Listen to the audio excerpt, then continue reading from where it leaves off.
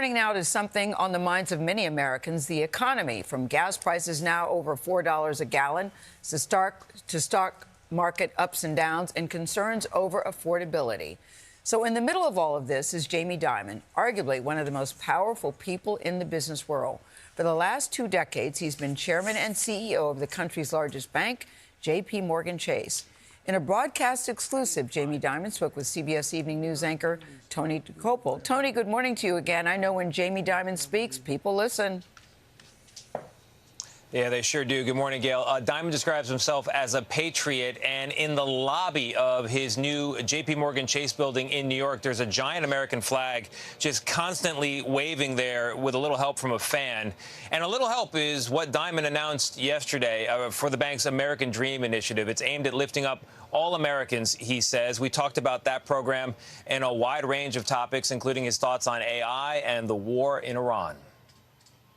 This particular moment in time, people are already feeling the pain, and now we've got a war in the Middle East that's driving up costs for diesel fuel, for gas, that trickles into all kinds of other things. Where do you see this going economically? I don't know. You know, the economy is one big, complex beast, and even AI can't figure it out. I tell people, anything that happens is a straw in the camel's back.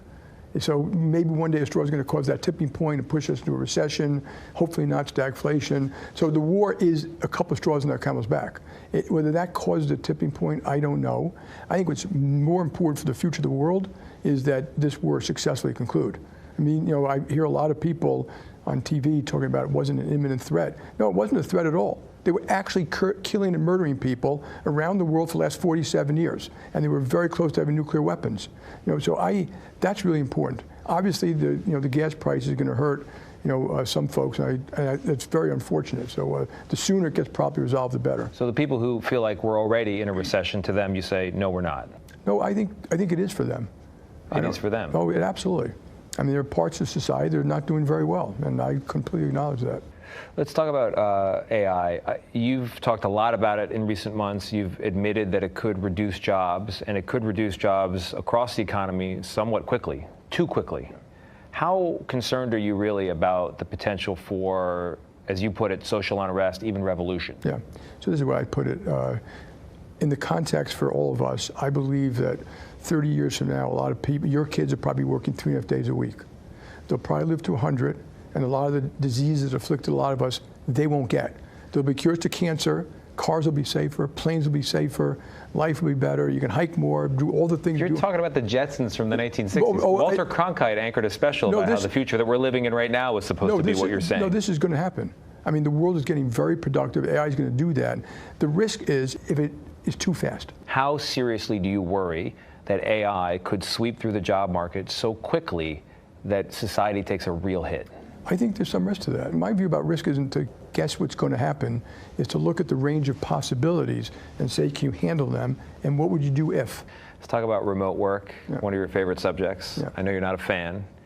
I know why you're not a fan, but is it based on your own experience? Is it anecdotal? We've always had 10% of our people working remote, so I'm not against it. I'm against it where it doesn't work for the company, the clients, or the individual involved.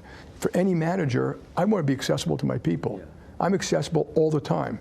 This remote thing, what happens is people say, well, I can't get him, he's doing here. And I was calling people up and they say, well, he's out. JPMorgan is a neural network.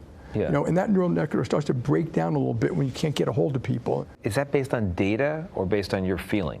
A little both. But like I said, you could build a company one way and I could build another company one way based on a feeling. But I'll tell you one thing, we would crush you. Probably accurate there, at least if I were running the company. We also asked Dimon about whether his bank is getting involved in prediction markets. He said not when it comes to politics or sports, but maybe with some rules involved. He also said he sees it as closer to gambling, Matt, than to traditional investing. And I think we saw a little bit of optimism and pessimism from Jamie Dimon. Tony, thank you so much.